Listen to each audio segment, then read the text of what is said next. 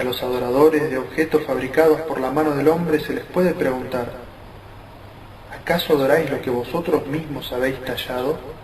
¿Es que toman el lugar de Dios protectores que no pueden beneficiarse ni perjudicarse siquiera a sí mismos?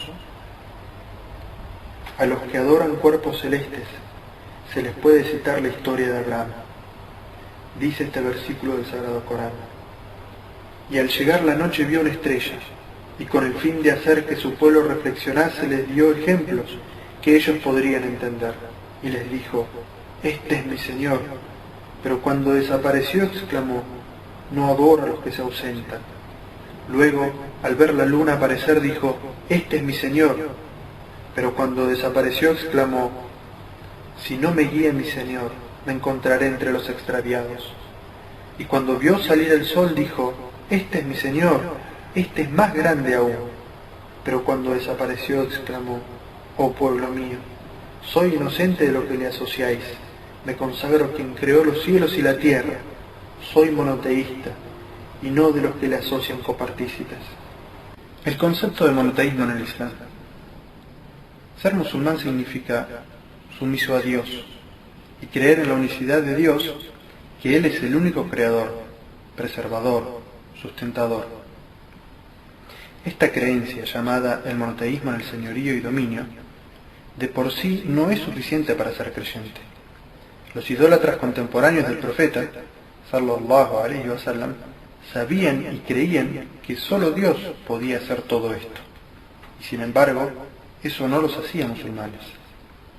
El monoteísmo del señorío y el dominio se ve complementado por el monoteísmo en la adoración, es decir, que solo Dios tiene el derecho legítimo a ser adorado. Dice en el Sagrado Corán: oh gente del libro, no os extralimitéis en vuestra religión, no digáis acerca de Dios sino la verdad. Ciertamente el Mesías, Jesús, hijo de María, es el mensajero de Dios y su palabra, que depositó en María, y un espíritu que proviene de él. Creed, pues, en Dios y en sus mensajeros. No digáis que es una Trinidad. Desistid, pues es lo mejor para vosotros. Por cierto que Dios es la única divinidad. Glorificado sea. Es inadmisible que tenga un hijo. A Él pertenece cuanto hay en los cielos y la tierra. Es suficiente Dios como protector. Cuando la fe penetra en el corazón, la persona experimenta un sentimiento de agradecimiento a Dios, que es la esencia de la adoración. El sentido de agradecimiento es tan importante que el que no cree en Dios es llamado kafir, que quiere decir quien niega la verdad, aquel que es desagradecido, y también quien es rebelde contra aquel que lo ha creado. El creyente ama y agradece a Dios por la generosidad que Él le ha concedido, consciente que sus buenas obras, físicas o mentales, no pueden ser proporcionales a los favores divinos que ha recibido. El individuo está siempre atento y ansioso porque anhela complacer a su Señor. Este estado mental no puede ser adquirido sin estar consciente de Dios en todo momento. El recuerdo permanente de Dios es la fuerza vital de la fe. De lo contrario, la fe se marchita y desaparece. El Corán trata de desarrollar este sentido de agradecimiento en el corazón del ser humano repitiendo frecuentemente los atributos de Dios. Los musulmanes leen y aprenden su contenido para que la fe crezca en sus corazones. Encontramos algunos de los sublimes atributos de Dios mencionados en los siguientes versículos del Corán. Él es Dios, no hay otra divinidad salvo Él, conocedor de lo oculto y de lo manifiesto. Él es el clemente, el misericordioso. Él es Dios, no hay otra divinidad salvo Él, el soberano, el santísimo, el pacificador, el dispensador de seguridad, el celador, el poderoso. Glorificado sea Dios. Él está por encima de lo que le atribuyen. Él es Dios, el creador, el iniciador y el formador. Suyos son los nombres y atributos más sublimes. Todo cuanto existe en los cielos y en la tierra le glorifica. Él es el poderoso. el sabio.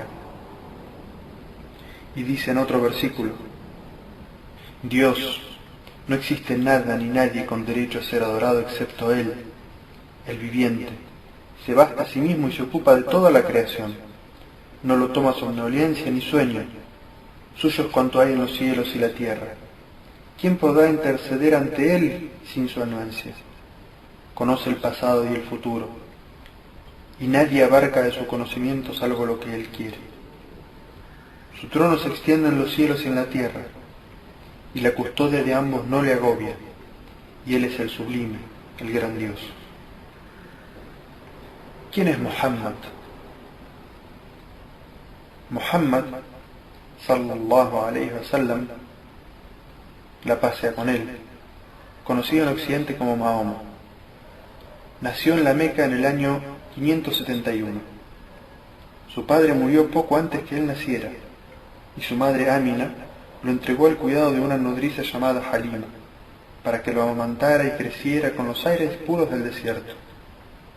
Después de la muerte de su madre, fue criado por su abuelo, y luego por su tío Abu Talib, de la respetada tribu de los Quraysh.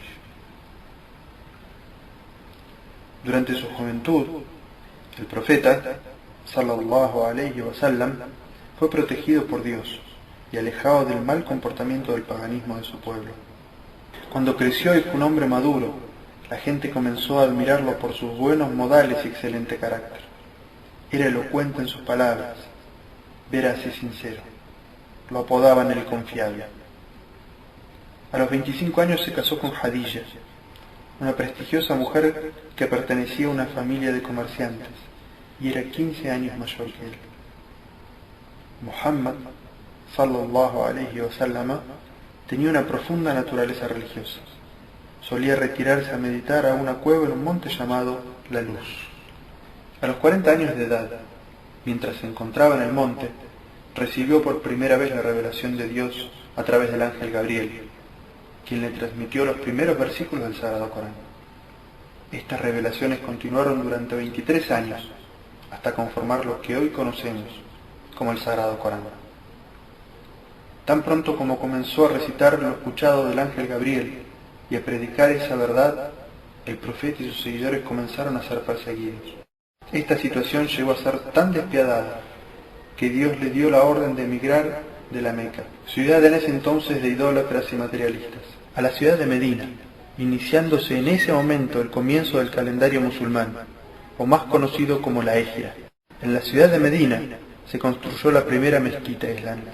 El profeta Muhammad, sallallahu alayhi wa sallam, nunca aprendió a leer ni a escribir. Era iletrado aún después de recibir la revelación divina. Con el paso del tiempo, los musulmanes volvieron a la Meca, estableciendo allí el Islam definitivamente. Antes de su muerte, a los 63 años, el Islam se había difundido por toda Arabia y luego se extendió desde Oriente hasta Occidente. Estableció las bases sociales de una sociedad basada en la justicia y la verdad. ¿Qué es el Corán? El Corán es la palabra de Dios revelada a Muhammad por medio del ángel Gabriel. La revelación fue memorizada y posteriormente escrita. El Corán ha permanecido intacto de toda tergiversación por más de 14 siglos.